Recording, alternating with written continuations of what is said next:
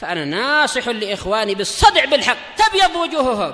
السكوت في مسألة الحزبية يضرها، فاصدع بما تؤمر وأعرض عن المشركين. سلامي على دماج ورجالها والشيخ يحيى ودار العلم يا سعد بانها. بسم الله الرحمن الرحيم. قال الإمام النووي رحمه الله تعالى: Al-Hadis Rabi' wal Ishrun ba'da mi'ati wa alf 1124. Wa an Abi Darda radhiyallahu anhu, Uwaimir al-Ansari radhiyallahu anhu, yang dijuluki sebagai apa? Hakimu hadhil ummah oleh sebagian ulama, orang bijaknya umat ini. Qala sami'tu Rasulullah sallallahu alaihi wasallam yaqul, saya mendengar Rasulullah sallallahu alaihi wasallam bersabda, "Ma min salasatin fi qaryatin wala fi badwin." Tidak ada 3 orang di suatu desa ataupun di suatu pedalaman, yaitu kampung pedalaman. La tuqamu fihi mushalah, yang mana tidak ditegakkan pada mereka salat, menunjukkan bukan salat munfaridin, furada, sendiri-sendiri, tetapi memang mereka bertiga menegakkan sholat, yaitu sholat berjamaah. Illa qad istahwadha alaihimus syaitan, kecuali syaitan telah menguasai mereka. Tatkala syaitan itu mengalir pada diri Bani Adam seperti aliran darah, sementara sholat itu mencegah dari kekejian dan kemungkaran. Kalau mereka tidak menegakkan sholat di tengah-tengah mereka, yaitu sholat berjamaah, maka setan akan menjadi lebih leluasa untuk menguasai mereka. Yang menguatkan penjelasan ini bahwasanya maksudnya tuqamu fihi mushalah adalah sholat jamaah adalah lafaz setelahnya. Memang lafaz-lafaz Nabi itu saling menguatkan, saling menjelaskan dan menerangkan. Fa'alaikum bil jamaah, maka kalian wajib untuk sholat berjamaah. Agar apa? Setan itu semakin terusir, semakin menjauh. Tapi bagaimana dengan shaf yang masih terpencar-pencar? Nabi sudah mengatakan, yaitu rapatkan barisan kalian dan sempurnakan, karena aku melihat setan itu masuk ke tengah-tengah kalian bagaikan kambing kecil. Tatkala kaum muslimin banyak yang meremehkan masalah ini, ini kan cuma sunnah, meremehkan. Tapi kalau bid'ah dipegang mati-matian, naudzubillah. Sunnah Nabi, ajaran Nabi malah diremehkan. Akhirnya mereka renggang-renggang seakan-akan bukan jamaah. Akhirnya setan menguasai mereka lagi. Maka tak heran apabila sihir jadi susah untuk diobati, tenung-tenung demikian pula dan sebagainya. Setan menguasai muslimin di banyak tempat karena masalah itu. Mereka tidak betul-betul menjaga jamaah, malah renggang-renggang tidak ikut sunnah Nabi. Fa inna ma ya'kulu dhi'bu minal ghanamil qasiyah, karena serigala itu hanyalah memakan dari kambing-kambing al-qasiyah. Al-qasiyah ini mansub ya, al-qasiyah tak sebagai maf'ul bih. Ghanam ini adalah kumpulan kambing. Jadi serigala tidak memakan kambing yang di tengah, tetapi justru yang di tepi-tepi, yang menyendiri. Tidak ikut sholat berjamaah, hanya sholat sendirian. Boleh jadi karena sholat sendirian, akhirnya hatinya jadi dikuasai oleh sesuatu. Seperti yang sering dialami oleh orang-orang yang mendakwakan dirinya sudah mencapai tingkatan makrifat. Kalau masih mau sholat, tapi sudah banyak yang betul-betul dikuasai setan, merasa, oh tak perlu sholat. Sudah ditipu oleh setan, terkena was-was, levelnya sudah sangat tinggi. Atau terkadang yang memilih sholat sendirian karena sudah sampai tingkat wali, seperti disebutkan oleh Syekhul Islam, orang-orang itu mulai setan yang di dalam hatinya itu meniupkan kesombongan, mengatakan level saya sudah tinggi, kalau saya berkumpul dengan masyarakat lagi, berkumpul dengan mereka di sholat jamaah di masjid, level saya jadi turun seperti orang-orang syariat, sementara saya sudah hakikat, akhirnya sholat sendiri. Setan mulai menguasai mereka, menjadi merasa sombong, ingin orang datang untuk mencium tangannya, kata Syekhul Islam, karena level saya sudah tinggi, saya tak boleh datang ke mereka, mereka yang harus datang ke saya. Ini kesombongan. Akhirnya lama-lama mereka jadi mendakwakan, oh bukan hanya wali, tapi apa? Yuha ilayya, saya diberi wahyu, saya Saya sudah levelnya adalah apa istilahnya itu, nabiyun khasah, nabinya orang-orang khusus. Iya, sudah menjadi kayak dewa, betul. Mendapatkan wahyu, mendapatkan ilham. Saya sudah mendapatkan apa, zikir-zikir khusus. Akhirnya membentuk tarikat sendiri, membentuk sesuai nama dia, tergantung tarikat siapa nama dia itu, tak tahu.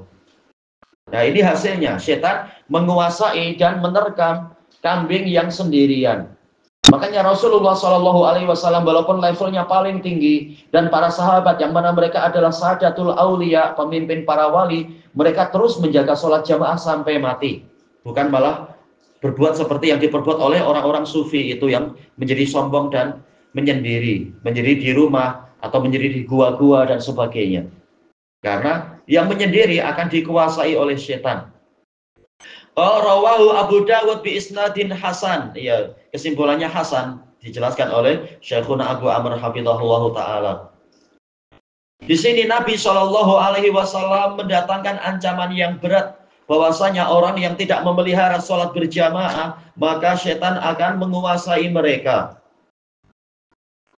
Berarti kesimpulannya adalah di antara keutamaan sholat berjamaah adalah mendatangkan perlindungan untuk mereka. Tatkala mereka sholat sendirian, walaupun sholat sendirian itu sah, menjalin hubungan dengan Allah, tetapi mereka menyelisihi sunnah Nabi yang sifatnya wajibah tadi, yaitu jamaah. Sehingga setan jadi mampu untuk mendekat, mampu untuk memberikan bisikan-bisikan. Kita dalam sholat jamaah saja masih setan berusaha untuk mendekat. Sebagaimana hadis muttafaqun alaih dari Abi Hurairah radhiyallahu an. Kalau waktu adzan setan lari sampai terkentut-kentut, lalu datang lagi. Ketika iqamat setan lari lagi, kemudian datang lagi, berusaha memberikan bisikan dan kesibukan pikiran, sehingga sebagian dari kita lupa sudah berapa rakaat ini sholat yang dikerjakan. Bagaimana yang tidak sholat jamaah? Betul-betul dikuasai setan, sehingga banyak maksiat, sehingga banyak kemungkaran, banyak kekejian, bahkan masuk kepada kesyirikan dan kesombongan dan sebagainya. Sementara yang tadi mungkin hanya sekedar ya bisikan untuk lupa. Lupa, sudah ada jalan keluarnya dari kelupaan itu, yaitu sujud sahwi. Sehingga setan jadi jengkel dan marah, kata Nabi. Dua sujud ini sebagai targhiman lisyaiton atau targhimani lisyaiton, yaitu membuat setan jadi marah dan merugi. Membuat setan jadi roghima anfuh, yaitu rugi dan celaka. Tapi cuma itu yang dia mampu. Orang yang terjaga dalam sholat jamaah, terpelihara, setan tak mampu untuk menguasainya. Paling cuma buat lupa, dan manusia memang mudah lupa. Kalau Nabi Adam yang paling kuat jiwanya saja lupa, kata Ibnul Qayyim, apalagi anak keturunannya. Tapi cuma itu, insya Allah, tidak sampai seperti orang yang sholat sendirian, akhirnya dikuasai, masuk kepada kemunafikan. Karena orang-orang munafik, memang mereka itu malas untuk sholat berjamaah. Betul-betul dikuasai oleh setan, jadi munafik. Padahal munafik ini di dalam neraka yang paling bawah. Atau boleh jadi murtad, jadi orang kafir-kafir murtad. Ini juga sangat merugikan. Rugi yang kekal abadi, na'udzubillah. Maka diperintahkan untuk senantiasa menjaga sholat jamaah. Kalaupun tidak mampu sholat jamaah pertama, maka masih dibuka peluang untuk sholat jamaah kedua. Barangkali ada udzur ini dan itu, dan seterusnya. Intinya, jaga sholat jamaah. Dan di dalam hadis ini menunjukkan jawazu dzarbil amsal li taqribil afham. Boleh membuat perumpamaan untuk mendekatkan pemahaman. Kalau pensyarah yang lain mengatakan, yaitu menggambarkan sesuatu yang ru'yal ain, yang boleh dilihat oleh mata, untuk menjelaskan perkara yang sifatnya maknawi. Masalah apa? Setan menguasai. Ini maknawi, dalam artian kita tak mampu melihat setan. Dan bagaimana orang yang dikuasai tidak nampak kecuali dari fiilnya nanti-nanti. Ini perkara yang sifatnya maknawi. Untuk menjelaskannya, maka Nabi bukan hanya menyebutkan itu, tetapi menggambarkannya dengan sesuatu yang boleh dilihat oleh mata. Bagaimana kambing-kambing itu ketika berkumpul tidak sewenang-wenang. Serigala itu menyerang mereka, tapi hanya mengambil yang di tepi-tepi saja. Tetap saja kambing-kambing banyak yang punya tanduk. Kalau mereka berkumpul, banyak tanduk, serigala akan luka-luka juga. Serigala tak mau itu. Dia mencari yang tepi-tepi saja. Ini menunjukkan kita dilarang untuk apa? Menjauh dari sholat berjamaah agar tidak dikuasai oleh setan. Tayyib. Ini pembahasannya adalah sholat jamaah. Adapun masalah kebenaran, kalau memang al-jamaah itulah yang syadzun, kata Imam Ibnul Qayyim dalam Ilamul Muwaqqi'in, justru jumhur orang itulah yang menyelisih kebenaran, mereka yang syadzun. Sementara Imam Ahmad dan beberapa orang saja yang setia dengan ajaran Nabi dan sahabat, mereka itulah al-jamaah. Nah, maka pembahasannya jadi lain al-jamaah di sini.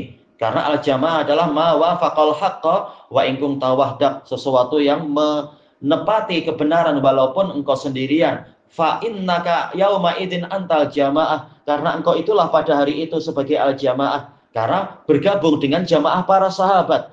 Sehingga syaitan tidak mampu untuk menyesatkan. Karena Allah Ta'ala dan Rasulnya telah menjamin jamaah sahabat itu mereka adalah tolok ukur kebenaran. Yang ikut mereka akan selamat. Yang menyelisih dari mereka, itulah yang dikuasai oleh syaitan. Sebagaimana dalam hadis yang diriwayatkan oleh Imam Ahmad.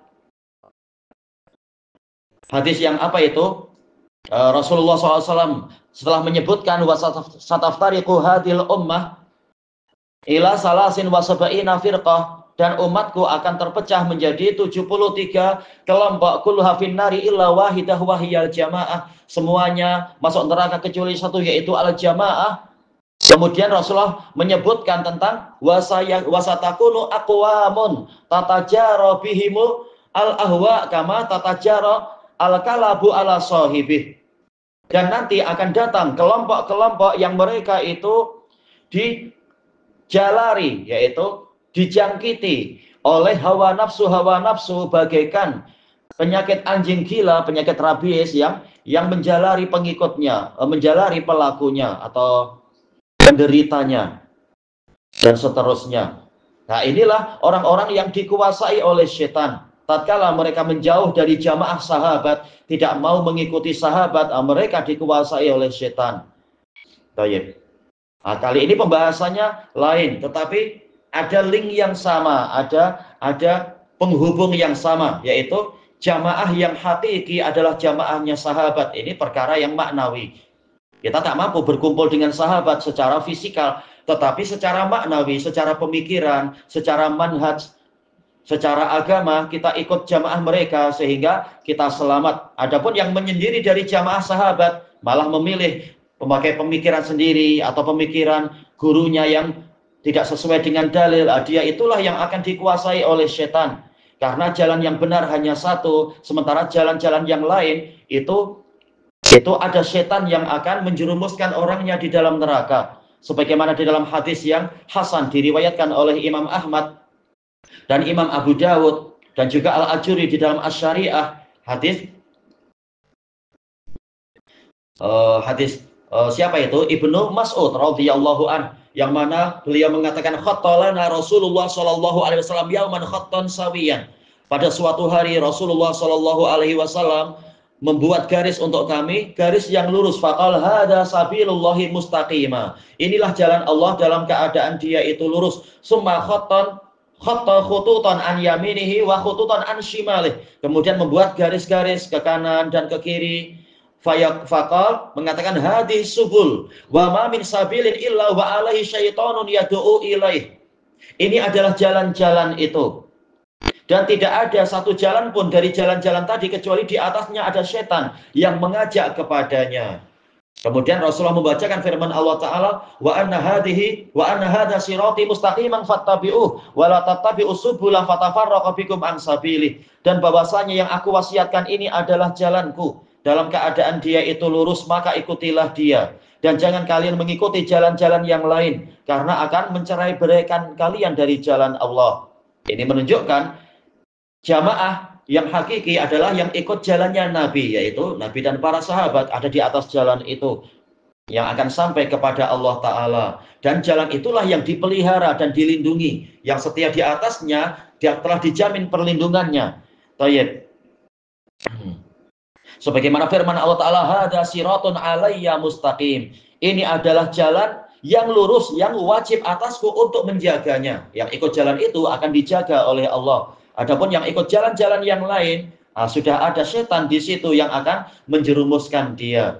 Sebagaimana dalam hadis yang lain yang Rasulullah, yaitu riwayat Imam Muslim, Rasulullah mengatakan, du'atun ila abwabi jahannam, faman istajabalahu qadhafahu fi faman istajabalahum qadhafuhum fiha qadhafuhu fiha, yaitu ada dai-dai yang menyeru kepada neraka jahanam. Barang siapa memenuhi seruan mereka, mereka akan menjerumuskan dia ke dalam neraka jahanam tadi.